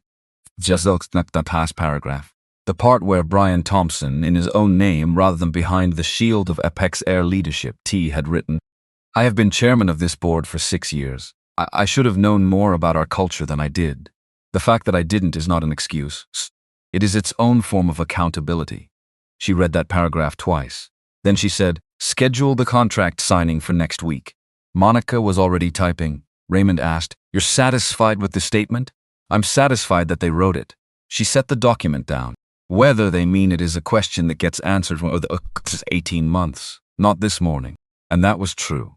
It was also all she had, because meaning was not a thing you could audit in advance. You could look at structure, at incentive design, at the feedback mechanisms that either reinforced or corrected behavior over time. She'd spent 6 months designing the tools that would do that looking. But the tools were only as useful as the willingness of the company to look at what the tools found. And that willingness was a human thing, changeable and complicated and not fully predictable by anyone, including the humans themselves. She'd built Carter logic on the belief that the tools mattered and the human thing could be supported and shaped but not replaced. She still believed it. She was about to bet $50 million on it. Again. Ashley Thomas was in room 412 at NYU Langone on Thursday afternoon when the journalism organization called. Her father was awake. He'd been awake since Tuesday, getting incrementally stronger by increments that felt slow if you were measuring them against normal, and significant if you were measuring them against where he'd been 2 weeks ago. He was sitting up when she came in, which was new, and there was a crossword puzzle on the tray table, which meant he was himself enough to be irritated when he didn't know the answers, which was the most reliable indicator of his recovery she'd found. She was sitting in the chair beside his bed, her laptop open, the journalism award email open inside it, when she said, "Someone wants to give me an award." Her father looked up from the crossword. "What kind?" "Citizen journalism, for the video." He considered this with the specific thoughtfulness of a man who'd spent his career as a high school history teacher and had opinions about the relationship between documentation and responsibility that he'd refined over 30 years of making teenagers care about the dead people and their choices. "You going to take it?" She looked at the email. The award came with a small cash prize and, more significantly, an invitation to speak at a symposium in the spring on media accountability and public documentation of institutional behavior. She'd been thinking about it since the email arrived, because she was ambivalent in the specific way of someone who had done a thing from instinct and was now being asked to be an expert on doing the thing. "I don't think I'm an expert," she told him. I just didn't look away." He put the crossword pencil down. "How many people were on that plane?" "Maybe 130. How many of them didn't look away?" She thought about Sandra Anderson, about Harold, who'd closed the novel, about the man in row 1 who'd put down his newspaper. A few. And how many of them had a phone and the training to know how to use it? She looked at him. "You weren't just a witness," he said. "You were a specific kind of witness. That's not nothing. That's not everything, but not nothing." She closed the laptop, looked at the monitor showing his heart rate. Steady, regular, the particular arithmetic of a repaired thing working. "I keep thinking about her," she said. The woman in the seat. The way she walked out. Ashley had reviewed the footage enough times by now that she could have reconstructed it frame by frame. The pace. The absolute refusal to be diminished by the act of leaving. The stop at Sandra Anderson's row. The nod. She already knew something the rest of us were still figuring out. "What, Ashley?" "I thought about it. That how you leave a room matters as much as what you said in it," she said finally. "Maybe more. Because what you said is already done. But how you leave is still happening." Her father looked at her for a moment. Then he picked up the crossword pencil.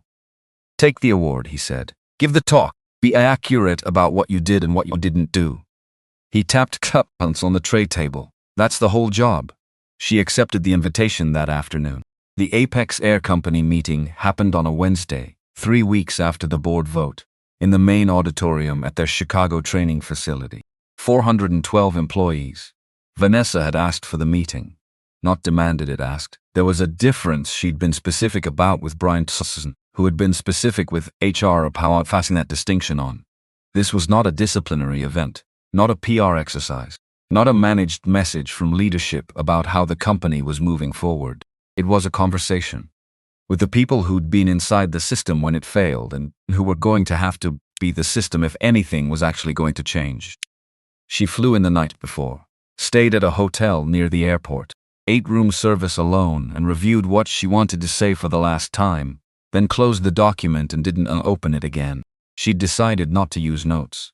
Monica had expressed exactly one syllable of concern about this, the syllable van, followed a look that communicated volumes. And Vanessa said, if I can't say it without notes, I haven't thought it through well enough. And if I haven't thought it through well enough, notes won't save it. Monica had accepted this. She'd also packed the notes anyway and kept them in her bag, which Vanessa knew and found reassuring for reasons she didn't examine too closely. The auditorium had that specific quality of rooms where large groups of people are assembled to be told something and are not quite sure what. A particular undertow in the collective energy. Not hostile, not warm. 400 people who had spent 3 weeks processing the video and the news cycle and the board statement and the terminations and their own feelings about all of it, waiting to see what a woman they'd never met was going to tell them it meant. Vanessa walked onto the stage without introduction. Brian Thompson had offered to introduce her. She'd said no, because an introduction framed her as a guest of the company, and she wasn't here as their guest. She was here as the word she'd used with Brian, which had given him a moment's pause, a witness. Someone who had been inside the system when it operated at its worst, and was now inside the room where it had to decide if it was going to operate differently. She stood at the center of the stage. No podium, lapel mic, the navy blazer for the third time this week. She hadn't been unconscious about the choice. 400 faces looked at her. I could destroy careers, she said. The room went completely still. Not the polite quiet of an audience settling, the different stillness. The kind that happens when someone says a true thing directly, and the truth of it hasn't finished landing yet. I have the standing to do it. I have the documentation. I have the legal team, the shareholder position, and the contract leverage. She let that sit for exactly long enough. I'm not here to do that. A pause that let the room breathe. I'm here because I spent 6 months studying this company before I agreed to work with it. 6 months of your customer complaint data, your service audit records, your employee feedback systems, your complaint resolution rates. She looked at the rows of faces, pilots, attendants, supervisors, schedulers, ground crew, managers in the middle sections who'd flown up from regional offices. I know what I found. And what I found was not a company full of cruel people. It was a company full of people who had been trained, through years of practice, through what got rewarded and what got ignored. Make a specific kind of assumption about which passengers needed to be pleased and which passengers needed to be managed.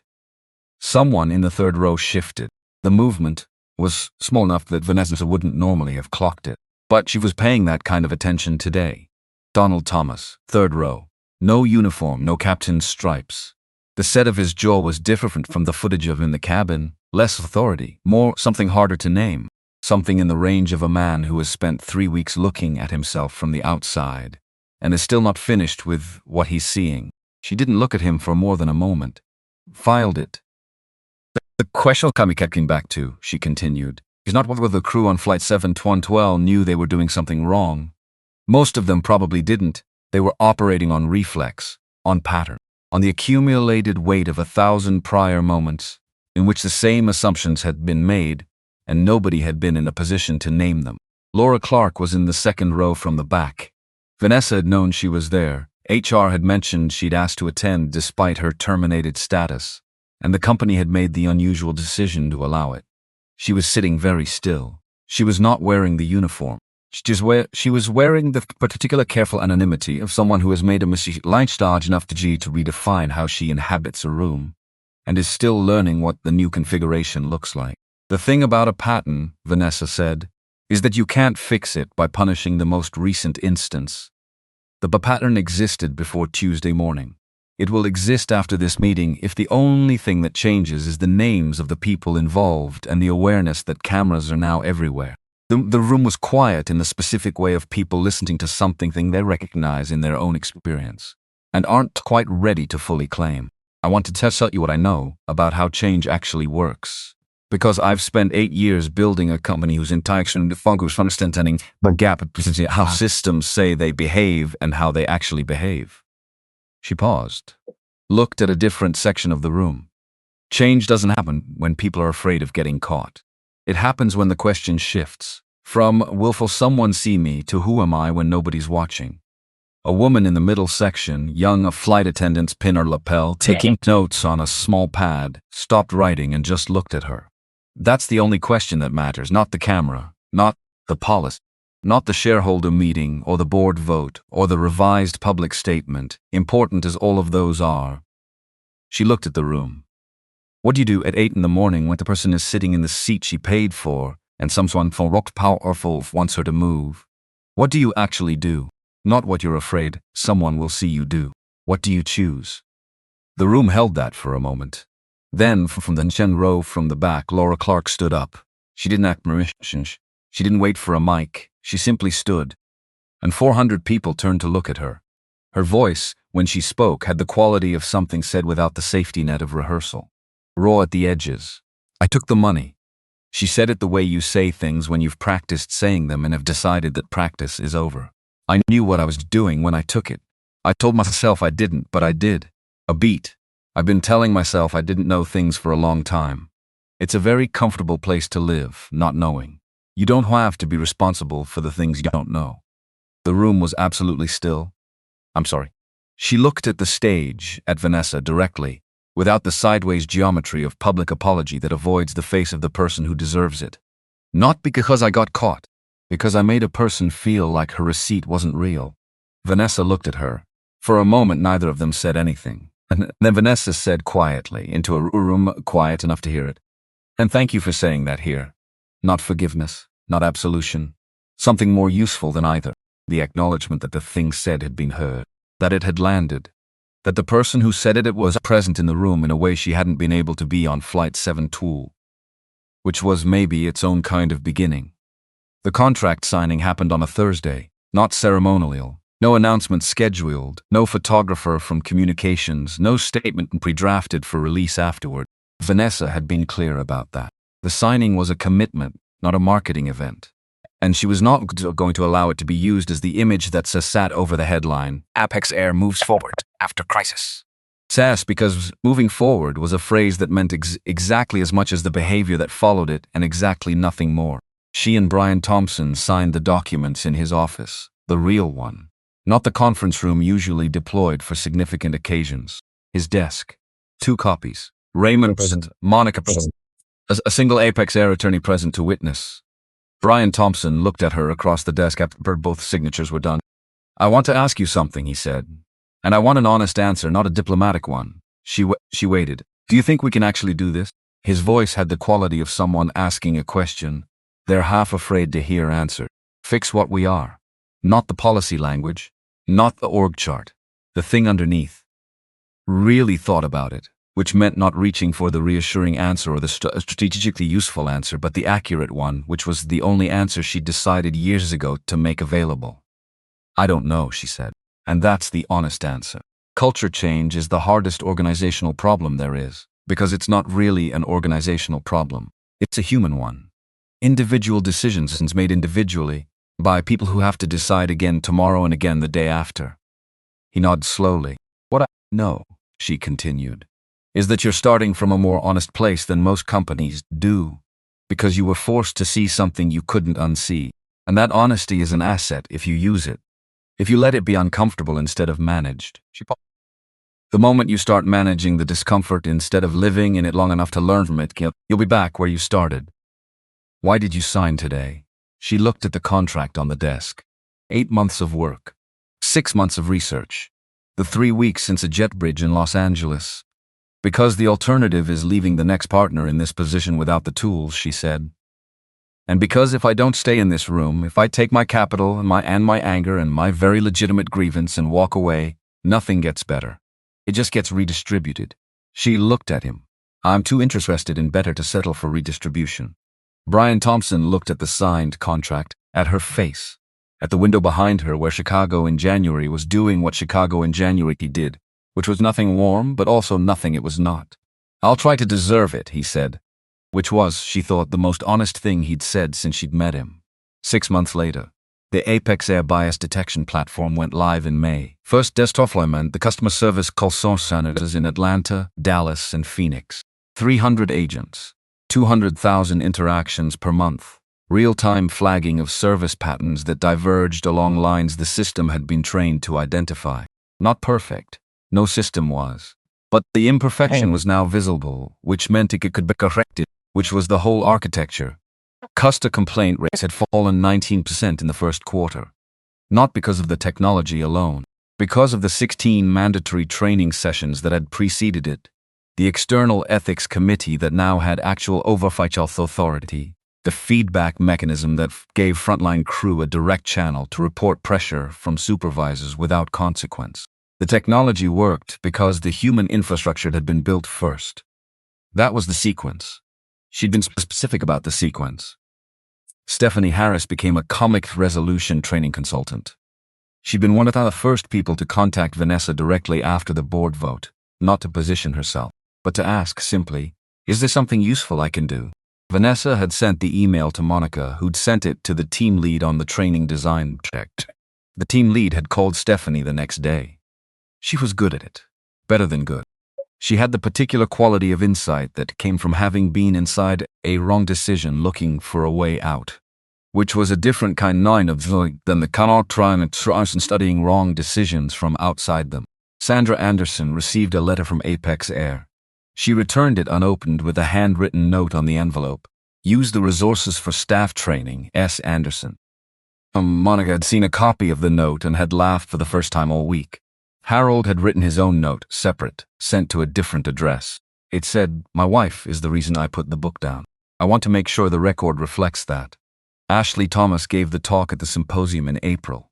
Standing at a lectern in a conference room in Washington, D.C., she said, "I want to be specific about what I did and what I didn't do. I pointed a camera at something. I held it steady. I didn't stop what was happening. I couldn't. What I could do was make sure that after it happened, the people who needed to see it."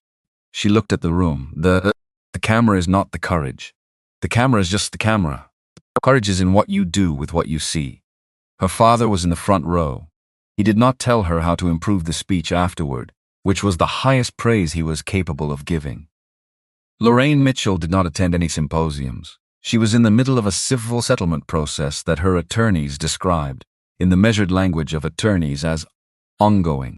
She'd resigned from 2 non-profit boards before she could be asked to leave them. The firm partnership had been restructured in ways that reorganized her position without requiring anyone to use uncomfortable verbiage about why.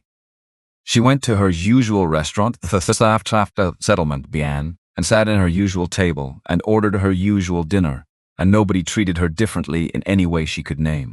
But the champagne tasted like the inside of something she was still figuring out how to live in. January again, Gate 14B. Los Angeles to New York, Apex Air Flight 7 departing 8:15 a.m. Seat 2A. Vanessa had not planned to take this flight. She'd planned to take the 9:30 on a carrier she usually didn't use, because there was a different meeting in New York and a different set of the documents and a different round of doing negotiations that had nothing to do with Apex Air and everything with the track to the autologics work in Austrasian in Australian and other 3 other industries that are Paris as the prime of systems and diverse Soviet projects that the states value of Washington and Oskum Energy Australians. Which turned out to be almost every industry. Monica had made the booking. And when Vanessa had looked at the itinerary and seen Flight 7 New, Gate 4B, Seat 2A, she'd said, "You didn't do that by accident." Monica hadn't looked up from her laptop. "The flight times work better for your afternoon." "Monica, the flight times worked better," she said. "And also no, not by accident." Vanessa had looked at the itinerary for a moment. Then she'd put it in her bag and not said anything else about it. She was standing at the gate now. The same gate. The same fluorescent lights and departure board, and the particular quality of morning air in an airport terminal that never quite felt like inside or outside. A family assembling itself around a stroller. A businessman with his earpiece already in. The departures board showing the flights on time status in a font she'd looked at 100 times without particularly seeing it. "Miss Carter?" She turned. The gate agent was young, late 20s. The kind of careful attention in her face of someone still learning the job and taking it seriously. Her name badge said Melissa. She had a boarding pass scanner in her hand and the expected posture of someone about to do a routine thing who was also, Vanessa could see from the slight excess of care in her expression, not entirely unaware of who she was talking to. Apex Air's internal training program had included a case study module. She'd been told by the training director that the module was being used widely. She hadn't asked for the details of what that meant. "Would you like to pre-board?" Melissa asked. "We're starting for first class." "Thank you." Vanessa looked at her for a moment, the particular attention of someone who was actually looking. "I'll be a few minutes." Melissa nodded. No follow-up, no visible discomfort with an answer that wasn't an immediate yes. Just understood, hand is to step back and space stand at the window for as long standing at the window was what she needed. Which was something, small maybe, but something. Vanessa turned back to the window. The tarmac was dry this time. No overnight rain. January in Los Angeles, doing what January in Los Angeles sometimes did, which was pretend to be spring long enough to make you believe it before remembering what month it was. The San Gabriels in the distance, still with snow on the upper elevations. Ground crew in orange vests moving beneath the wing with a purposeful efficiency she'd watched a year ago, without knowing she was watching the last ordinary morning before a year that was going to be anything but. She thought about her father, about Atlanta, about the hardware store, about the receipt folded in his jacket pocket and the way he'd placed it on the counter for sein name is. Weiss was a man who had decided, at some point before that moment, that his dignity was not a negotiable variable. She thought about what she'd carried from that parking lot in Cleveland, no, in Atlanta, because it was Atlanta. And the specificity of the place was part of the memory, part of what made it hers for 22 years. The particular inheritance of watching someone keep their spine straight when the world applied pressure designed to bend it. He was not here to see any of this. He'd died for years before Carter Logic signed its first contract, before the first board meeting where someone had underestimated her, and she'd waited quietly for the right moment to stop being underestimated, before any of it. He died when she was still building the foundation and couldn't yet show him what it would eventually hold. She thought if it had one sentence about the whole year, not about the contract, not about the board vote, not about the statement that finally used the right words, he would have looked at the moment in the jet bridge, that cold, fluorescent corridor, moving away from an aircraft that had decided it didn't need her. And, "Do you keep your spine straight?" And she would have said yes. And he would have nodded once, the way he nodded when the answer was the answer he'd raised her to give, and gone back to whatever he was doing. That would have been enough. The boarding announcement came overhead, clear and ordinary. The flight attendant's voice with its professional warmth, the particular script of departure, the information that always sounded both urgent and routine. Vanessa picked up her bag. She walked to the gate, handed Melissa the boarding pass, walked down the jet bridge, this time moving toward the aircraft instead of away from it, which was a different direction and also exactly the same one, because direction isn't only physics.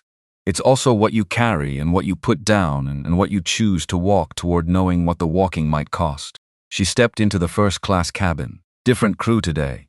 New faces with the same trained warmth, the same Navy uniform, the same practiced choreography of welcome. A flight attendant whose name tag she didn't catch smiled and gestured toward the board rows. She sheet to seat 2A. She sat down, set her bag down, set the boarding pass on the tray table, not from anxiety, not from the defensive reflex of a woman who'd learned she needed it visible, just habit now. The habit of a person who'd decided a year ago that she would keep putting evidence of her right to be somewhere in planes and but not because she required permission, but because she had stopped at some specific point, being the only person in any room whose documentation showing in question. She opened her laptop, looked at the new file she'd started on the connecting flight 3 weeks ago, the one titled Carter Logic Expansion Framework, Sectors Beyond Aviation. She read the first paragraph. Then she looked out the oval window. The gate was doing its ordinary operations around the aircraft. The tarmac in January morning light, the mountains, the sky opening up above the terminal roof, blue and very large. The flight would depart in 22 minutes. She had work to do, and she did it.